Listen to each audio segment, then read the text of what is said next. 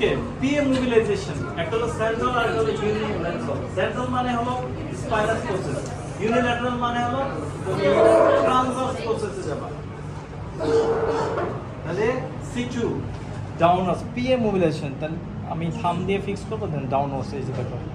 তাহলে এটা গ্রেড হবে যেহেতু মেডলেনের গ্রেড হলো 4টা, হ্যাঁ ক্লিয়ার?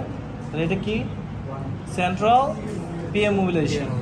এবার তোমাকে বলা হলো ইউনিল্যাটারাল মানে হলো ট্রান্সভার্স প্রসেস। C2 কে বললাম, তাহলে C2 এর পাশে চলে যাও, ওয়ান থাম ল্যাটারালি গেলেই হবে, দেন ডাউনওয়ার্স প্রেশার। তাহলে এটা কি হলো ইউনিল্যাটারাল।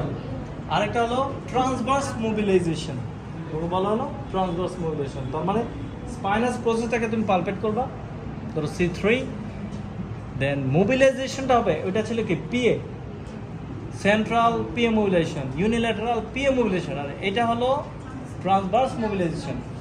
তো স্পাইনাস প্রসেসকে পালপেট করে ল্যাটারালি যাবা, ল্যাটারালি গেলাম, এ পাশ থেকে আমি প্রেশারটা দিব, ওকে? সো এইভাবে ক্লিয়ার? তোমাকে বলা হলো C3-তে দাও, তাহলে C3-র স্পাইনাস প্রসেসটাকে ল্যাটারালি তুমি ধরবা, ওকে? C3 পালপেট করবা, তার ল্যাটারালি আসবা, দেন এটাকে গ্লাইড ব্যথা গ্লাইড, ওকে? ক্লিয়ার? গ্লাইডটা কীভাবে হবে? Just pressure